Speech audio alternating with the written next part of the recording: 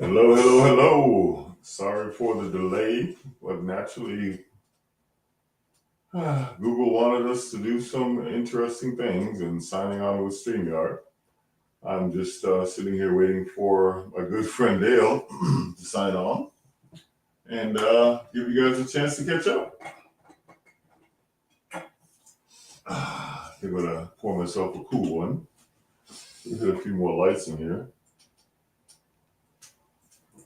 There we go, as we wait for Dale Shackelford to pop on. And we're going to talk about just a few things that are going on in the basketball world, some NIL topics, Syracuse University.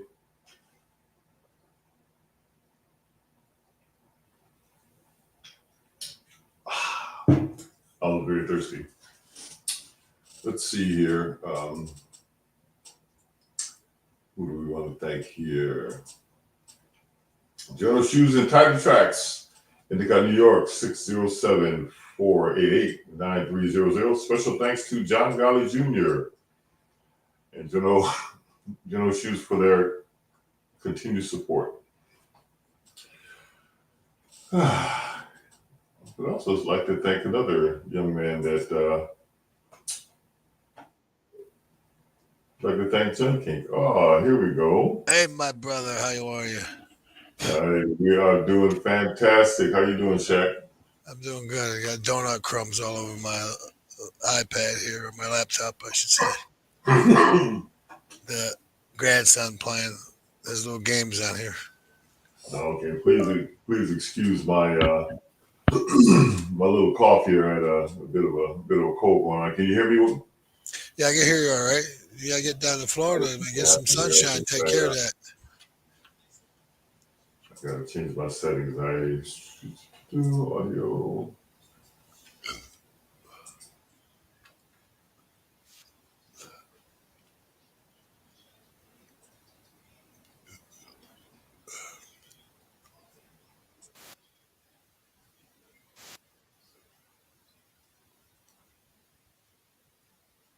I lost sound. I don't have any sound.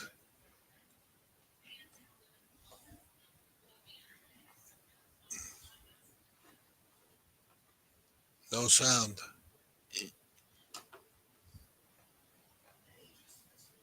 Your mic is muted.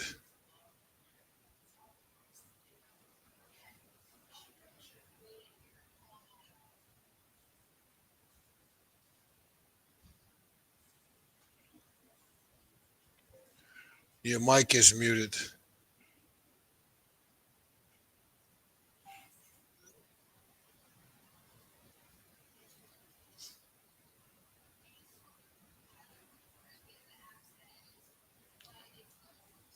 Your mic's muted.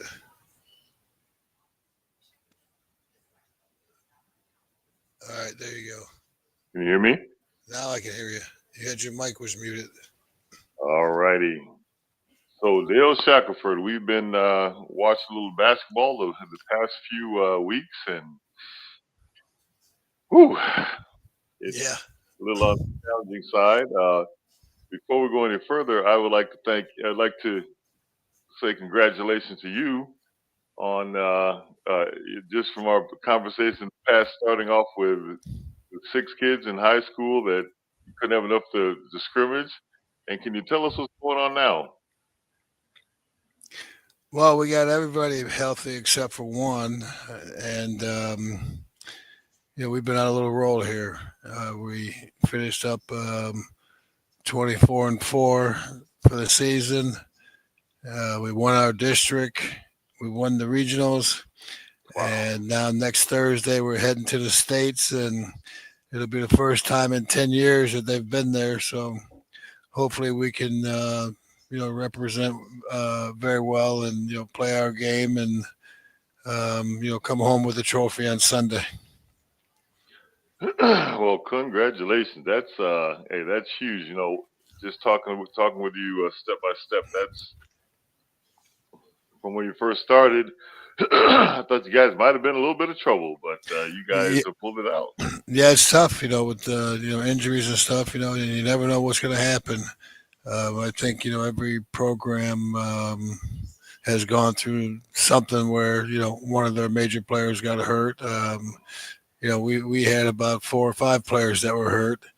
Right now we're fortunate enough that like I said, except for one, um, who's rehabbing a really bad knee injury. He had surgery and had some complications with the surgery and stuff, and he's rehabbing and getting ready for next year. And right now we're fortunate enough to have one on Thursday, and we don't play again until next Saturday. So we got some of our little nagging injuries that these guys can take care of in the next couple of days with no practice, just rest and seeing the trainer and trying to keep themselves in shape before we get back at it on Monday.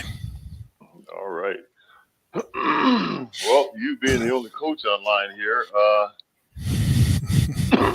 excuse me, talking about our Syracuse guys. But before we go and get started, anybody that stops in to watch us, could you please shoot us hello and let us know where you're coming from, or where you're living.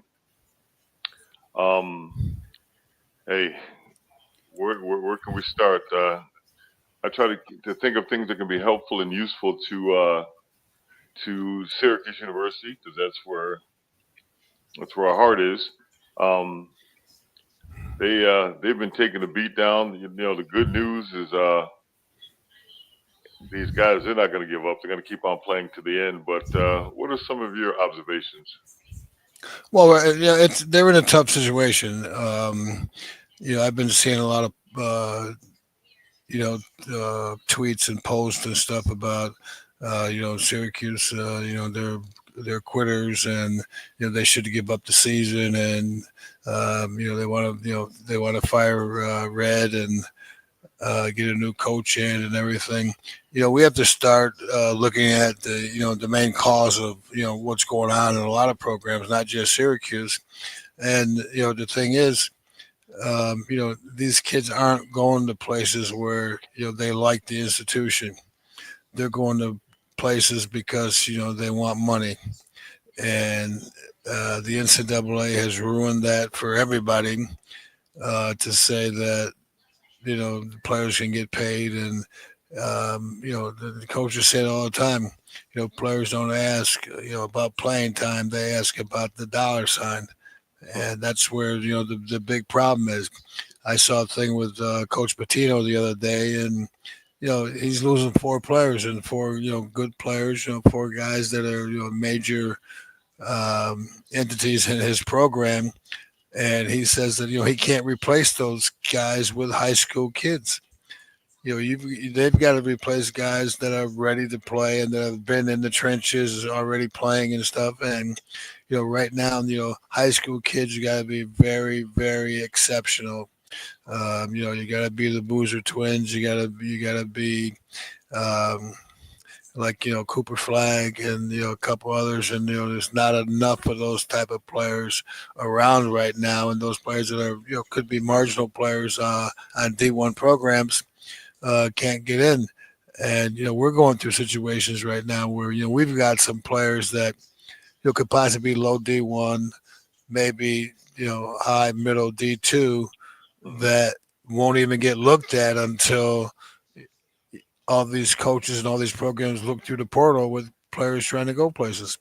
So it's tough all the way around for everybody. And if you want to be competitive in this, you got to have the almighty dollar to take care of these kids to come there to perform.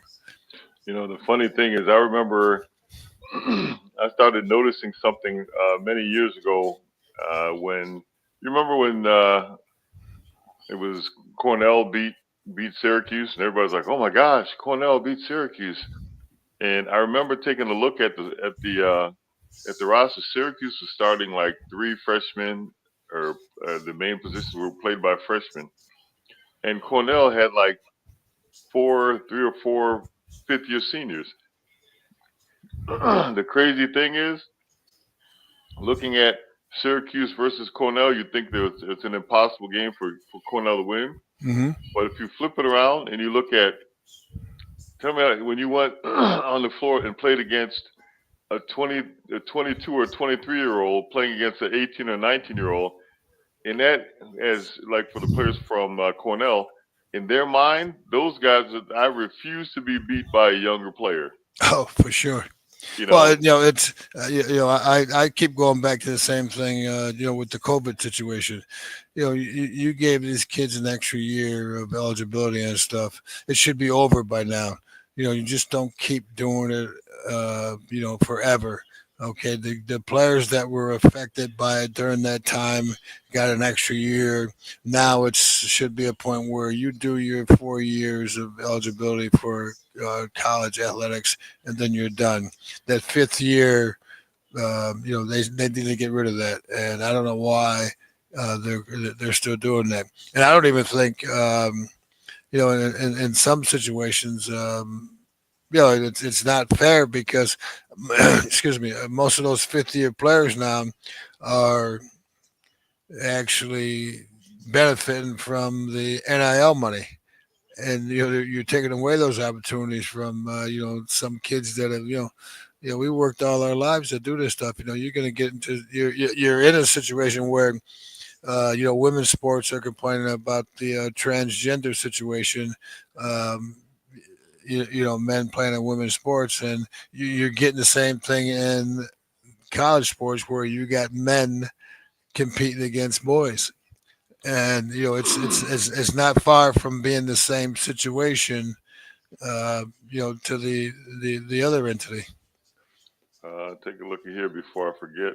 Craig Lape, a friend of mine and teammate from high school, it's for you, Dale. Congrats, and it's one of our friends of the show. Hey, Coach Kelly, how you doing there? He's, I always love, seeing his post and, seeing how much involved he is with, the young men and women, uh, in the community and stuff as far as mentoring and the passion that he loves the basketball. And, I've been in this situation for a long time, and I felt, at one time that, I can get away from this. There's other things I could be doing instead of, coaching high school basketball. I was telling Crystal the other day, it's almost over and I can get on the golf course and everything. But, down here in Florida, we have about 4 or 5 weeks off, and then, we're back into preparing for, summer camps and the fall league and everything else. So it's going to be interesting. What happens next week, and adjustments that we make and the decisions that we make after this is over. In 2 years, I'll be 69 in March, Mhm. and I don't want to get too old and not be able to swing the golf club. Well, there you go. You got another Syracuse fan watching from Camillus, Marilyn McNamara. Thanks for joining us. You know, I, the more I think about it, I keep thinking that the tough thing for the college players now is they still think they're like you and I. We walk into a school, we're dedicated to that school. The fans are dedicated to us. The only problem is when you got a player that's coming to a school, he's in the fifth year senior. The one thing that he's not doing, he's not endearing himself to the fans, to the program. His loyalty. So when he's coming here, he's already graduated. He's already played 3, 2, 3, 4 years at another school, which in my mind, he's got to be loyal to that school. And then he's coming into Syracuse to play for 1 year. It's kind of tough to convince the fans and the people watching that he's actually 100% in for this school, for this university, for this 1400 degrees below zero, and Right. the wind blowing in your face, and you love the craziness of the whole thing. And I think that's what's why the fans are not so they're a little tough to get behind these kids because they know that these kids got paid to come here, Hmm. and it's such a big difference when you're uh, an amateur and you come to play at a school, you can run down the floor and fall down, and your classmates go, "Oh man, did you see the way he fell down? It was fantastic." As soon as you start getting a dollar, if you, I always fall back to the Tyus battle. He scored 20 points and he scored 2 points in the first half, 20 points in the second half. The mentality of a professional is when you go in college, they said, "Oh, he had a breakout second half."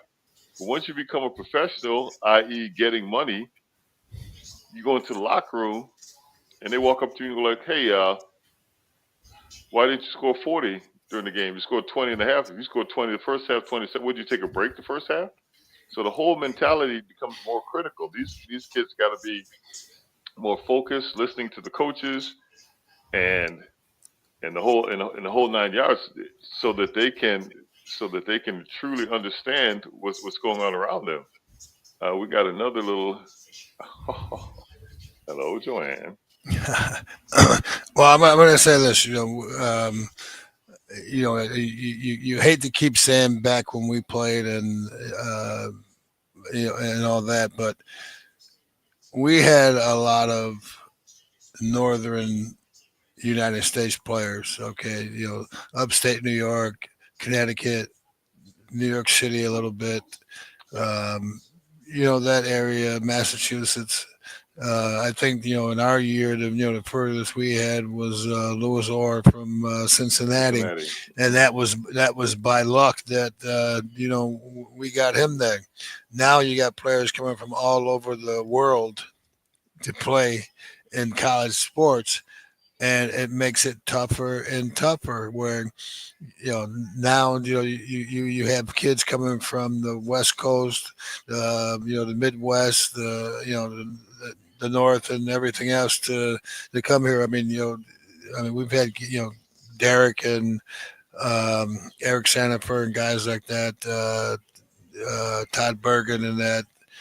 Coming from Detroit and that, but now you've got players coming from all over the world to play at these colleges and universities where you were good enough of a program, and it was an honor to play for colleges and universities in your area. Where you wanted to go there, if Yeah, regardless if it was Syracuse, St. Bonaventure, Niagara, Canisius, all those programs were very good programs, years ago. Now it's a point of where you know these programs don't mean anything to these young kids because, as I keep saying, it's all about what you can do for me and not what I can do for you, and that makes it tough. And if you don't have the funding to put into a kitty to entice these players to come, it's a tough situation. And Syracuse, unfortunately, you got players. These guys hmm can play. hmm They know how to play. It's a point of them being consistent and knowing to play with each other and knowing what's what. I could care less who took a shot. And I'm right. like Patino said the other day, he scolded his players and stuff. He goes, I don't give a F about you missing a shot. Don't sulk. Don't put your head down. Get your ass back and play defense. And that's what we were about. We didn't care who shot the ball or who scored the ball or whatever. All five guys got back down court and played defense, and that's what these players are got to do. You got to understand, that. And I tell these kids all the time, it's what you do to get ahead and what you do to be competitive is what you have to do all the time. You can't turn it on and turn it off. You've got to be consistent in what you do, and Yeah. you've got to be dedicated in what you do to make sure that the end result is something that's going to be positive for your program. I can tell you this. Oops, I want to say hello to Patricia. How are you, Patricia? Hope to talk to you. See you soon. Um, this is one thing that caught up to me. I tried to think back. Would I have been able to play if I was under NIL? I am so very happy that I didn't have to. I didn't like distractions. I didn't like. I wanted to focus just on what we could do to get better. and I'm really happy that that's something that I didn't have to put up with, because it would have been too much of a distraction for me. I be quite honest with you. We played under NIL. We got dorm rooms paid for, Oh, books paid for. We got a free meal, 3 times a day if we made it to the dining hall. We got all that stuff. oh yeah, I could We go over we to the just Glavins we and get just something to eat. we just didn't have anything after those places were closed. And when mom and dad wasn't sending us care packages and stuff, we were just ass out. We just had to survive, and that's where I think that we came closer to the community and closer to Exactly. the student body because they wanted to be part of us. And that was the way to be part of us, is because we were in need of things and they were there trying to help us feel comfortable and enjoy being in college and being part of that program and being involved in that city. That was the difference for us, Yeah, yeah. as opposed to now I'm getting paid, so I don't really have to associate with you. I don't have to do anything with you. I don't have to acknowledge you. I don't have to respect you. And that's the mentality that everybody's got. I mean, you tell the story before about some players that they say that they come in the locker room after the game and everybody goes their separate ways. They don't even talk to each other. They don't even communicate with each other. Shit, when we were in college, and it's not a hidden fact. After every game, home or a road game, there was always a party at my place. So, if it was the hotel or the apartment, we were always able to get together afterwards and socialize and have a good time. And I think that's where a lot of these kids are missing out because of the selfishness of, being paid to be there. It's funny you should say that. When you say that, the first thing I have to do, after I made a few notes. We have to thank the Calvers, Joyce and Bob. Yes. We have to thank, for me, the Bernsteins. I would literally drive out to their house, grab a bite to eat, fall asleep with my foot in a bucket of ice, wake up with my nose running. Yeah. But just to have a family around Well, family around us. I mean, you have to, you have to thank the Fallons, Oh, absolutely, Doc Fallon and his family. I have to thank Dr. Shody and his family. You have to thank the Raps. absolutely. They Oh were yeah, continuing to be great to everybody. There may be a few that I'm forgetting, but we had some really really good fans and stuff. And I'll never forget. Brad Willatas, who owned the store on Marshall Street, who Brad Bruce. always took care of us, and Jack Murad, who used to come out of games, and Dennis Welsh, who worked for Brad. All these guys used to be at the games and stuff, and they always looked out for us. If you ever needed a sandwich or something, regardless if it was legal or illegal, you had somewhere Oh to yeah, go to get a sandwich or get a meal. And absolutely. right now, these guys are living high on the hog, Yeah. and guarantee you, there's not one of them walking in all that damn snow up there at Syracuse. And we did it. Hal Cohen used to run back and forth to his dorm in that snowstorm, and Marty Head used to, you know, walk and run in that snowstorm. And I used to be out there sometimes from the dorm hitchhiking with Cliff Warwell in the snowstorm. So, those guys probably don't have to do any of that stuff now. Everybody's No. driving cars, and everybody's got a way of, getting around and can afford to do those things. And that takes away from being part of the community and being part of a team where you've got a bunch of individuals instead of a unit. Well, the funny thing, I forgot to bring up the Glavins, because my first day or so up there, Jim Glavin, he was an undercover police officer. He came up to me. I'm Yeah. 18-year-old kid. He says, "Listen, could you do me a favor? Could you talk to my younger brother? He's about to get out of high school, and needs somebody to mentor him." And I said, "Yeah, sure, I can do that for you." And so I was set up to meet with Daniel, and and give him some mentoring speech. Now, mind you, at age 19, the only hair that I had was on the top of my head. I Right. didn't have a hair. I almost didn't even have any eyebrows. I walk into the meeting where I was supposed to see Daniel. I see Daniel. Daniel walks in. Daniel's got a full mustache. And I look at him, Right. and I'm like, excuse. I said, "How old are you?" He goes, "Oh, I'm 19." I was like, so you're a year older than I am? He goes, yeah. I said, let's go to McDonald's. And we Right. went to McDonald's and we had a great time. And then Mrs. Glavin told my mother, she called her and she said, listen, you don't have anything to worry about. We'll take care of him. And I remember we woke up one morning, Anthony Lewis, T-Bone, and myself, we woke up, we've been playing backgammon. Right. Woke up on Saturday morning, had, it was Saturday morning or Sunday morning. The dorms were closed, had no food. We woke up Mhm. just hungry. And I had $2.50. He had $2.50. So I called Ma Glavin. I said, Ma Glavin, we're kind of hungry. And she goes, and I knew she used to wake up early, so we called her at 6 o'clock. I was like, Ma Glavin, we're kind of hungry. What can we do? And she said, I said, we've got $5. She said, get a taxi from the university out here down to the valley, and I'll fix breakfast. So that's how long ago it was. So for $5, we went from the university all the way to just before on Oakley Drive. We get to the house. I have a pillow under one arm. He has a blanket under the other. We walk in, pancakes, scrambled eggs, sausage. We finish eating, and the first thing you do after college, we finished eating. We passed out. Right. We get up, got to get back to university. And I'm like, oh man, how are we gonna get back to university?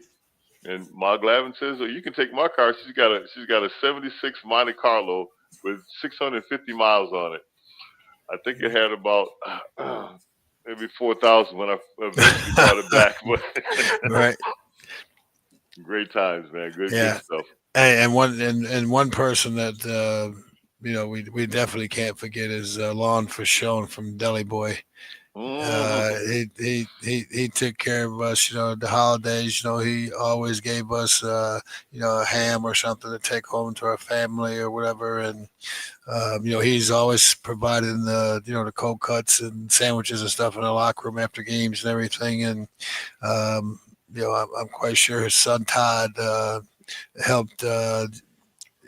Cater a couple of my parties I had in the apartment with cold cut platters and stuff. So, Lon Fashone was, one of the great ones that, was there for us. And, you can't forget the ultimate person that didn't give a hoot about the NCAA, and that's Freddie Grimaldi. I went to high school with his son. They're originally from Utica and stuff, but I went to high school with his son, and we used to leave school during lunchtime and go to one of their restaurants for the lunch buffet. And at that time, it cost you about $3 to get the buffet and stuff. But I was good friends with Freddie Jr., so we were able to go there and eat for free, and that was a friendship that I still have today. If I see Freddie or Rita or whatever, they had a wonderful family, and Freddie was always part of Syracuse University family and did everything and anything for Syracuse. Oh yeah, here we got one of my friends who's got a question for you. I'm gonna let you take the lead. Ready? From Alita Maynard. I'm sorry, Martin.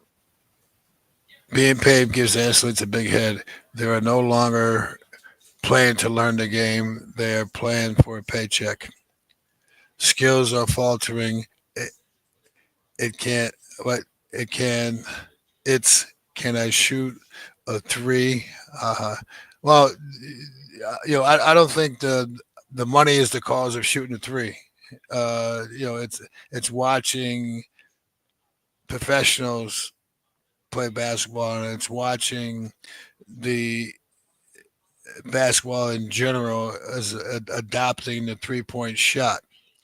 And that's all players want to do is how deep can I shoot from, or can I make that long three? I don't think the paid to play. Yes, I agree with you. It gives you a big head. Players no longer want to learn the game, understand the game. Penny Hardaway, who's coaching at Memphis, he said it. He said it great. I've got players and stuff that played for me, and they got $800,000 a year before, had a great season and stuff. Now the next year, I've got them in there. I want them to work harder and do better than I did the year before. And the players looking at me like I need more money in order to perform. And it's like, where are we going with this? You've got to want to play and enjoy playing, and it's not about every year because you have a decent season you want more money, and that's a problem with a lot of coaches, a lot of institutions. A lot of coaches are getting out of the game. They don't want to be part of this paying players to perform. Either you want to do it or you don't. And I think eventually, the whole thing is just going to be a professional organization. The NCAA is going to, not have anything to do with it. Not, that they did a good job governing it previously, but it's going to get even worse right now. Yeah, it opened up Pandora. It opened up Pandora's box. I mean, these kids now. Imagine the kids saying to you, hey, instead of working harder. I remember a conversation that I had 3 conversations with Coach Boeheim at postseason, and all 3 of them together didn't take 6 minutes. The season finished. Went in to talk to Coach Boeheim. He's like, yeah, your defense is pretty good. Your rebounding, I like that. And I said, and scoring, which is something that I worked on my own with Coach Fine and with Coach Malone. He's like, oh yeah, you can keep doing that too. So it's just icing on the cake. And basically, he said that same speech every 3 years. But the thing that I enjoyed about it was he said, in order to play, this is what I needed to do. And very plain and simply, he told me that, and then I went out, and that's what I worked on. I didn't have any other sideline thoughts. I still remember a conversation that I had with Lewis when he was in the Big East. I believe it was at Siena. Yeah, he was going to. I was traveling with Dave Pash, and I was doing the talking to. I was giving color, so I went to all the games that year. So I went down there and I saw Lewis, and they were getting ready for a game. It was a Big East, so it's one and done. And he says, so I said, so what do you think? And he says, Rose, these kids have the attention span of a tick. Yeah. I'm like, what are you talking about?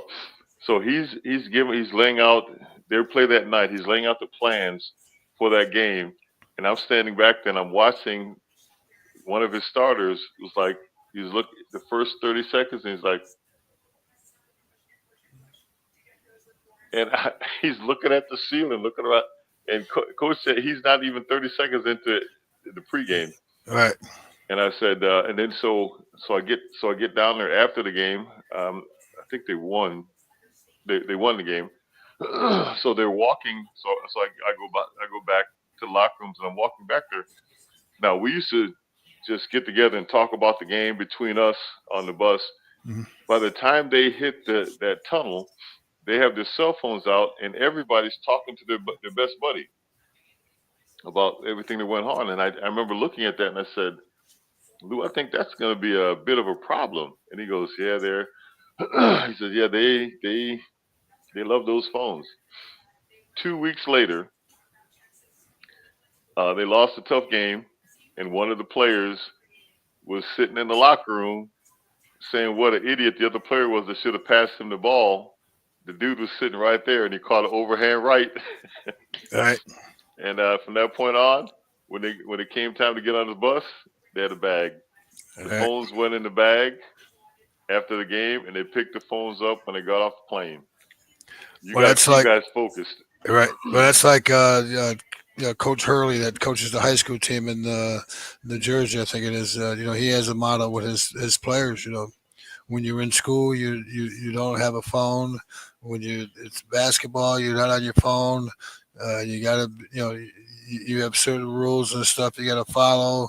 If you don't follow those rules, you're off a team, and you have to sign a contract with your parents with all these things that you shouldn't be doing or you need to do in order to be on his team. But getting back to what you were saying before, I always hear from people like, oh yeah, Shaq was a good player, but he can't shoot. I didn't have to fucking shoot. I averaged 13 points a game. I can get to the rebound. I can get offensive rebound. I can run on a fast break. I can steal the ball and dribble the ball up and down the floor. What the fuck I got to shoot for? I can make a damn layup. These guys can't make a damn layup. That's where you got to look at the situation is how many damn layups are these guys missing? And everybody wants to be a shooter. You got to get to the damn rim and make a damn layup on a consistent basis and not worry about being a damn shooter.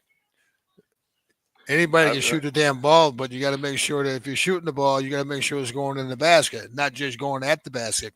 And I had my seventh and eighth grade coach, Bob Constantine.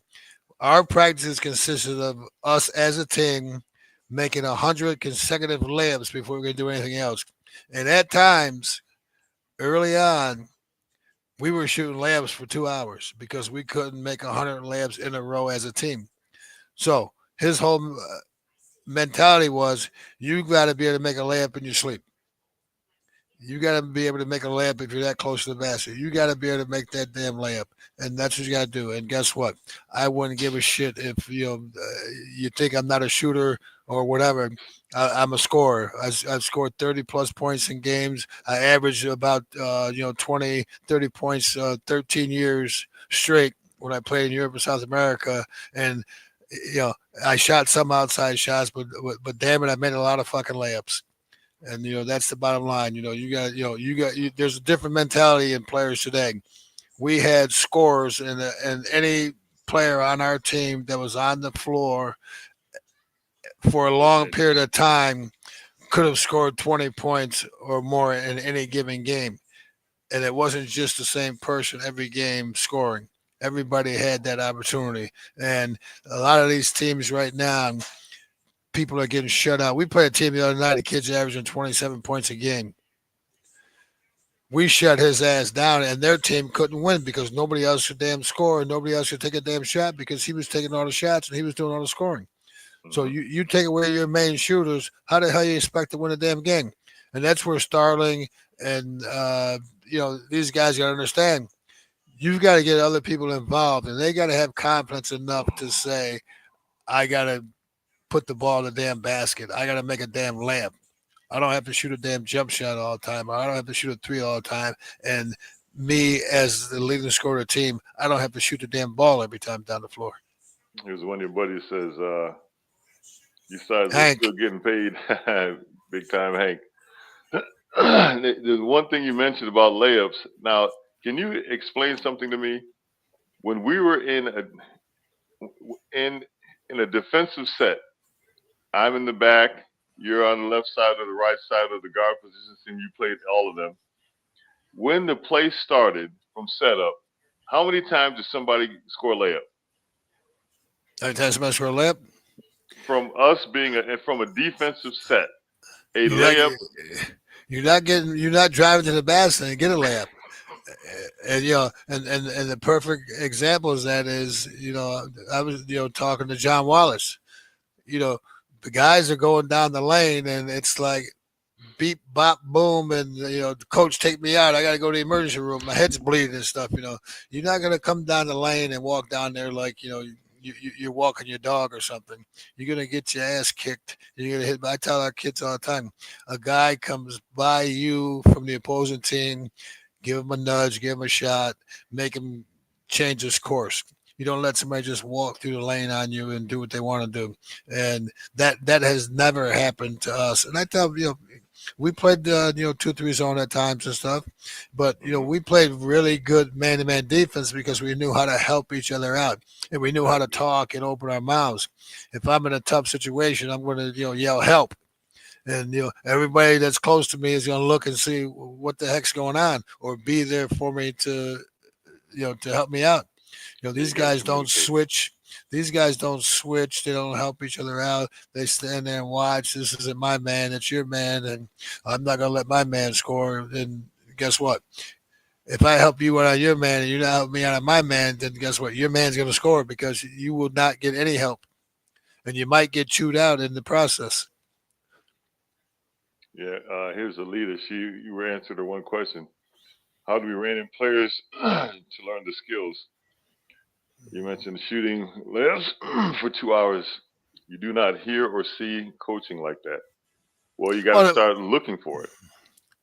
Well, the bottom line is, we all grew up, playing organized basketball somewhere, sometime or another, and that's where it all starts at. I play with the guys in my neighborhood. I play with the guys, different kids at the boys' club, different kids at the YMCA, different kids during the summer leagues and stuff. And it's a point of you've got to know and understand your teammates, and you got to understand if you want to win, you got to do whatever you have to do to win. And if it means I got to go out and bust my butt and get 10 or 12 rebounds, then that's what I got to do. If I got to get down and dirty and stop somebody else from scoring or getting the ball, that's what I got to do. You know, Players today has only got one thing on their mind, and that's scoring a point, or that's shooting the basketball, and they don't give a shit if it goes in or not. They're still going to shoot it.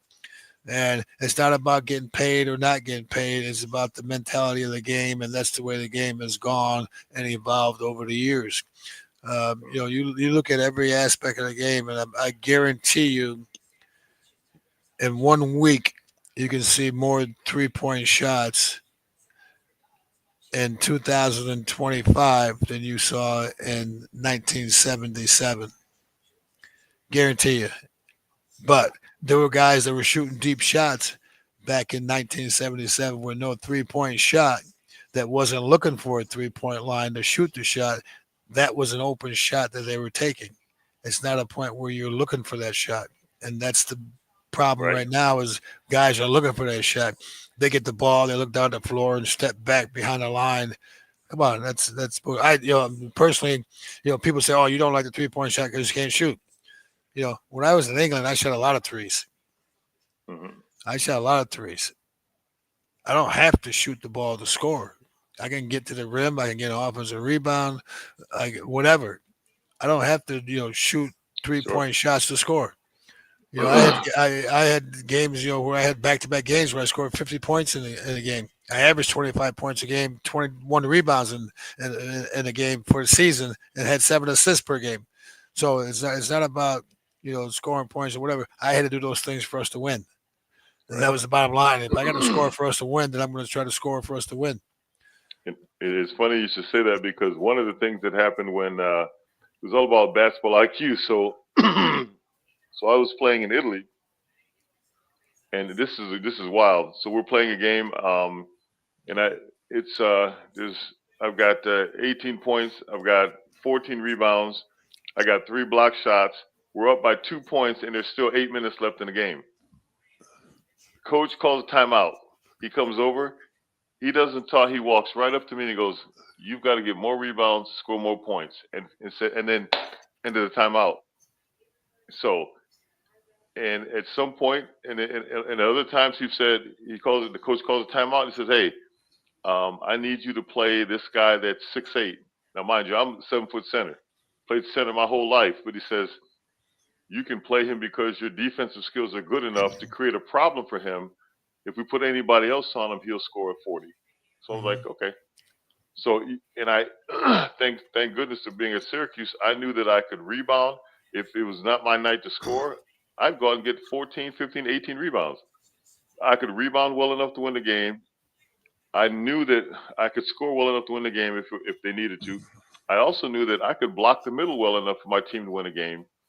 And if they were pressuring our point guard, I could pop out, get the release pass, and pass the ball well enough to win a game.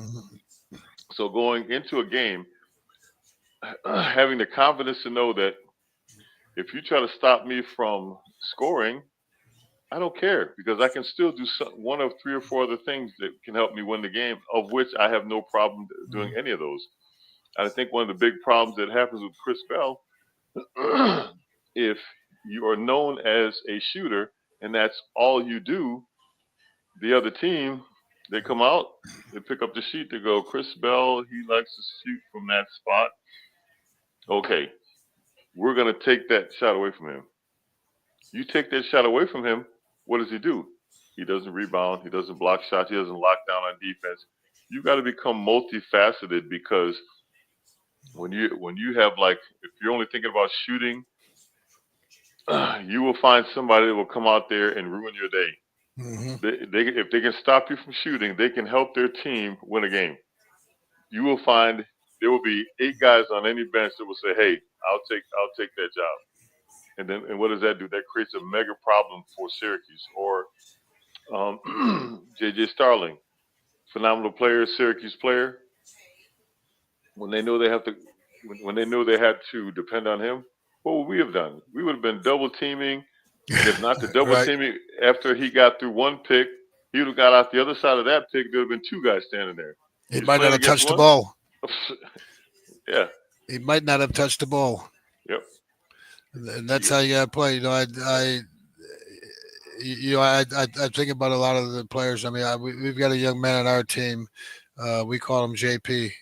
You know, he's a young Mhm. kid. He's only a sophomore. He's been on varsity since he was a freshman, and he was in our program last year as a shooter. Mhm. But for some reason, this year he gets down on himself every time he misses a shot. And he turns the ball over. He gets down on himself. So the offensive part of his game is it's suspect. It comes and goes. But defensively, he listens and he does what we ask him to do. And he's shut down some good scorers throughout our games and stuff and throughout the season to where last night in our game, I told him, I said, listen, I see you always put your head down. Coach tells you that's all he wants you to do is play defense, stop this guy, this and that. I said, that's an honor. I said, that's respect. That means that you can play really good defense. I said, you're going to get opportunities to score, and you got to take advantage of those opportunities. But for us to win these games, you got to go out there and you got to bust your butt defensively to not let this kid score on us or get into a rhythm to score on us. And he goes out and does the job, and he comes out of the game, he's mad because he came out and stuff. He makes a mistake or he misses a few shots and he gets down on himself. Coach takes him out. I always walk over to him and tell him, I said, listen, it's only for a minute or two. I said, get some rest, get back in there, keep playing hard defense.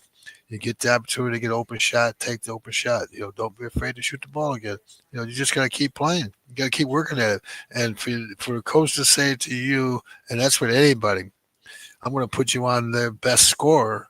And this is, you got to go in there and you got to do a job on him and don't let him do what he normally does. That's a great responsibility. It's a great honor for the coach to do that to you every single game. Now I have to. You brought it up. I have to talk about it. I'm at. So we're at pregame.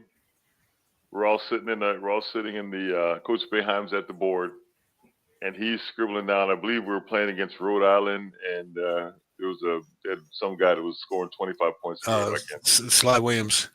Sly Williams. So I just want to say this to everybody watching. What kind of character this knucklehead has right here. So we're sitting in there. We're all silent while Coach Boeheim is writing on the board. He's on the chalkboard for at least 15 minutes. He's written this much over 20 feet. We're just sitting there watching him go back and forth. He was kind of like a bookworm. So he finally finishes. He puts his chalk down. He turns around. He goes, we got this guy, Sly Williams. He's averaging 25 points a game. And he said about 3 other words. And Shaq stood up and put his hand up and said, hey, I'll play that mother trucker. And he turned around and said, Rose, you got my back? I said, yeah. He said, Lewis, you got my back? Lewis said, yeah. And Coach Boeheim looked at us, and he took the eraser, and he erased the entire board. We got together with Father Charles Bugagnoni. We said the Lord's Prayer, and we went out the door. And that son of a gun did not get 25 points. Who in their right mind stands up in the middle of the team meeting after the coach has been writing for a half an hour? He just stood up and said, Coach, forget that. I got him. I'm a kid from Kendall. I see you do that. And I'm like, man, this dude. And then he went out there and did it. It's like Coach Petito told me. He goes, Sly Williams is a left-handed player. He goes, you guard him, you just stay on his left side and make him use his right hand. if he's walking down the court without the ball, you walk down the court with him on his left-hand side. Every time you're on the court with him, you stand on his left hand. He can't do it. He was averaging 25, but he got 6 that night. That had 4 turnovers on him. So, I tell kids all the time, listen to the scouting reports and be confident in what you do and what you're capable of doing. And, you got to depend on your teammates.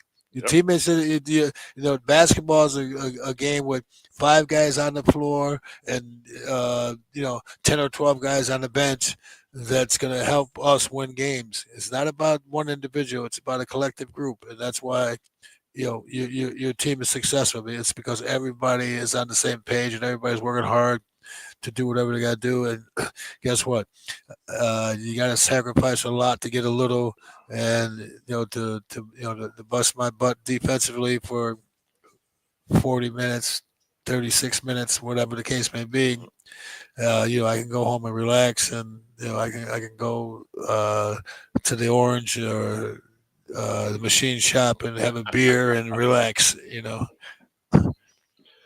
Yeah, I tell you what, that left a lasting impression on me, and after seeing it, I never had any fear of not being that person. Just stood up and say, "Listen, you're."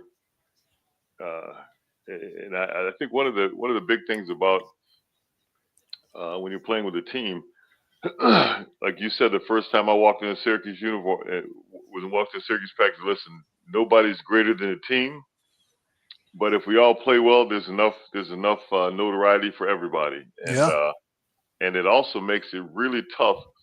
We had 5 guys that averaged double figures, and the 6th man was dang near averaging double figures.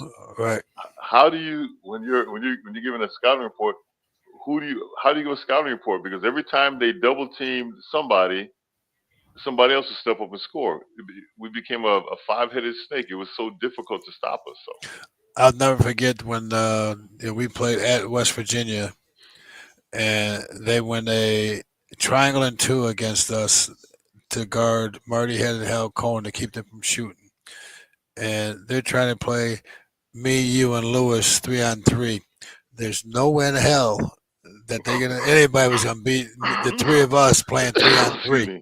And they found out the hard way. And Coach Baham told Marty and Hal, pick a corner and stand at half court. Yep. Shaq, Rosie, and Lou, play your game. Play your game. And they might have lasted about 15 minutes in that and realized that this is not going to work. And the fact is that Marty and Hal still got points. Yep. Because once you turn your head and you try to help out, they're wide open. So and that's the thing, you got to understand when you feeling pressure, somebody else has got to be open. You got to be able to pass the ball to an open teammate. You got to see the whole floor. I hate when the kids get the ball and all of a sudden they're pressure to double team, and they turn their back on the players. Now you're looking out of bounds. You got 2 guys around you, so now you got 3 defenders there on you. Get away from the sideline, get away from the baseline, turn and face the court, and make sure you see your other 4 teammates, and make the game a lot easier for you. So, going into the last games, what would you? I think that these guys, you have to show the fans that you have to take pride in yourself, take pride in your game. And nobody at Syracuse said you have to win every game. Mm-hmm. What they want to see is the fan base wants to see you leave it all on the court. Every drop of sweat, dive out of bounds, 3 or 4 guys on the loose ball, talking to one another, supporting one another, which I understand can come difficult when you got key players that come in that transferred out of other schools, but it's about communicating. It's about playing together. I think they can do some. You got to be able to pull something out of this season to take in the next season, these last games. Well, I seen something, a few years ago, where it was a quote that somebody had put out there regarding sports in general, and it's not about being better than your opponent. It's about being better than you were the last time you were out there. Right. And I tell players all the time, you got to go and look at yourself in the mirror and ask yourself, did I give 100% effort every minute I was out there on the court playing? Is there something I could have did better than I did when I was out there playing? And I made copies of this sign and I posted them all over our locker room area, all over our office, all over the stairway going up in the gym, to where I've got that quote on there that I've got to be better than I was the last time I was playing. And I don't know how many players have said it or read it. I don't say anything to them about it, but it's something that it's there all the time. It's something to think about. And if we as humans think about those things a lot in our everyday life, Mhm. it could be make a difference. It could make a difference. I try to do the best I can all the time because at my job, hey, I work at Publix. I stock shelves. I sweep floors. I do whatever I have to do in order to get paid from that job, in order to get hours in that job. I don't care what it is. I got to do what I got to do to get paid. And every year that August comes around, I'm looking to get the maximum raise. So Mhm. that's what motivates me to do what I do. Is I know every year I'm going to get a raise. I know every day I go in, I got to give 100% effort and do the best I can so that when it comes down to pick and choose, who am I going to have to give these extra hours to because I'm only part time? Mhm. Who am I going to give these extra hours to? They're going to look at me and say, "Oh, we'll give them to Dale. We'll give them to Shaq." And believe me, they call me a lot. Oh, hey, can you come in? Geez, I'm all the way out in Fort Lauderdale. I got to go home Yeah. and change. It's going to be an hour or so. Just come in whenever you're ready. Yeah. That's what you want. You want people to to trust you. You got people. You want people to need you, not for you to need them. And in my situation is indirectly. We need each other. Yeah. We need each other. It's funny you say that because here, Amanda, she used to work out of Batavia Downs, where that's where I first saw her. And I go in to work out there. So I'm a host out of Batavia Downs. I have my New York State gaming license. A friend of mine was playing golf with me, and he's getting ready to go, and he's like, "Oh, I got to go to work." I'm like, "What do you mean go to work? You're retired." He goes, "Oh no, I'm a host out of Batavia Downs." He goes, "You know what? You would like it." And here we are, 2 years later. I go out there 3 days a week, and I enjoy going into work. I shake Yeah. hands with everybody that I come in contact with. And my favorite saying for the past 3 weeks is, "It's almost springtime." Right. It's been like 9 degrees and snowing, and I was like, "Yeah, but we only got to." The weather. I said the weather in upstate New York is so nice during the summertime that you forget about the 9 months that is that it's terrible. Well, But I, you're right. I see everybody posting pictures of their cars and their houses buried in the snow, and um, I honestly don't miss it. And I feel for people that have to deal with this type of weather all the time, and it's bad everywhere. Um, we got floods, we got fires, we got tornadoes, we got Mhm. hurricanes. We got snow, whatever, and this is part of life, and this is what we grew up being a part of. Uh, you know, right now I don't miss it. At 68 years old, I'm too old to be shoveling snow. I don't want to have a heart attack out there and stuff, and be frozen out there and nobody find me till spring. The funny thing is, Shaq. So the weather's weather's pretty tough out here. So I don't shovel anything. I've got a car that weighs 6,000 pounds, has 300 horse, and it has all wheel drive. So I open my garage door. I drive out of the garage. The car comes up 2 feet. Right. There's so much snow out there. It comes up 2 feet, and then the first thing I do, I close the garage door. I get in the car and I hit my timer and I see how long it takes me. I time, how driving safely, how long it takes me to get to each place because you have to take into consideration. I left for work 2 hours early, 3 times, and I got there 10 minutes before time to sign in. And the other day, I left 2 hours early and I got there half an hour. But it's just in the month of February. I do not. It's like when I got to Syracuse, the one topic that nobody ever talked about when I was at Syracuse was was was the weather. They said, "Listen, we're not going to talk about the weather because it doesn't change it. You can't change it. Or you talk about, can I get there? Am I going to go or am I not going to go?" So I'm still stuck in that mentality. When it finally does change, I'll be in one of those. I'll be like, Dale, open the door.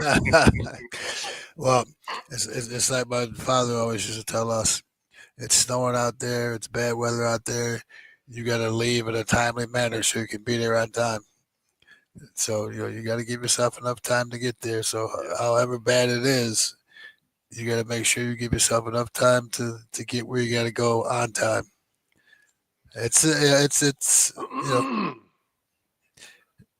it's a great thing, to experience those things, and yeah, it's a great thing to be able to get out of those things. And either way, we had a lot of fun in the snow.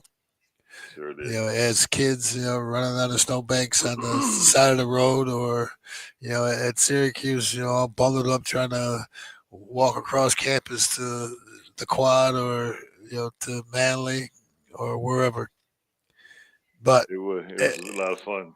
anyway, I I gotta say, Syracuse basketball is, they're in a downward spiral right now.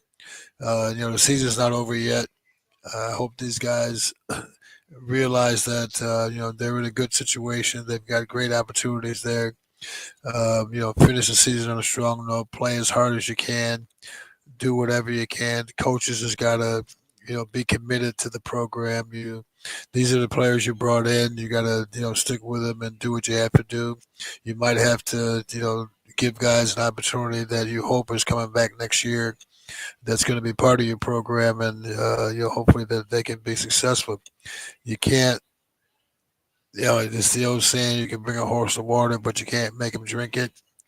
Right now the way the NIL is going, you can bring these guys on the court. If you don't want to do what you ask them to do, you can kick their ass out and they can go somewhere else. You can bring somebody else in. So, those are the things that you have to look at and the things that you need to look at as a player.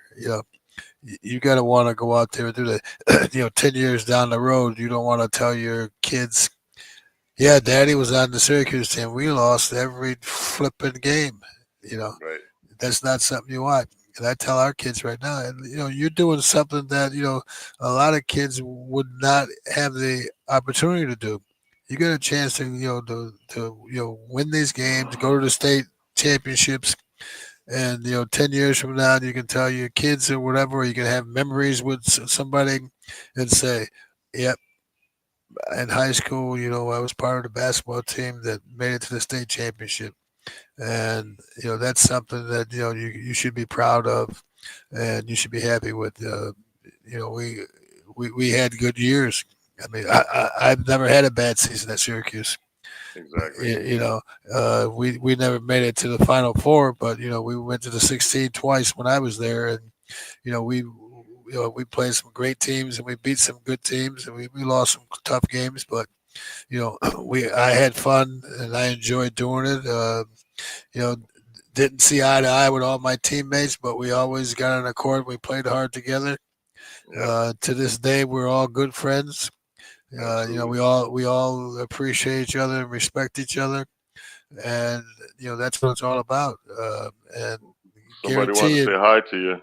Oh, Yes. hi, Joyce. How are you? I hope everything's going well for you in Texas. It's not too cold there, I hope. It's good to see every now and then on Facebook that you guys are doing well, and all the best to the family. Yes. But Yes. guys, you got to you can't take this as a situation where it's going to be a place where you're going to be regretting stuff. You can't regret this. You got to want to do it. You got to be there to do it. You got to commit to it every day. And Oh yeah. I see Joyce's question there or quote there. It's freezing, but it was cold here today too. I woke up this morning; it was 57 degrees when I went out, and it didn't get any higher than 74. So for me, it's so cold. You see, I got a sweatshirt on with a hood on it, and that's because Crystal keeps it nice and cool in the house for the dog. So gotta give All Charlie all the respect we can. Well, Shaq, as always, it's a pleasure. We'll get together again and chop it up. Hopefully, some of the stuff we talked about will be helpful to anyone that's willing to watch. Thanks to Alita, Jerry, Patricia, Joanne, Greg, Joyce, Amanda, and thanks to Junk King and General Shoes. Hey, buddy, it's always a pleasure. Tell Charlie I said what's up, and your other assistant coaches down there. You got 2 little assistant coaches in training. Tell them I said what's up, and give Crystal a hug for me. I definitely will, and good luck to Syracuse. Keep fighting hard, guys, and go out with a bang. And I'm watching your team too, so good luck. All right, brother. All right. Appreciate it. Yeah, take care now. Good night. Yep.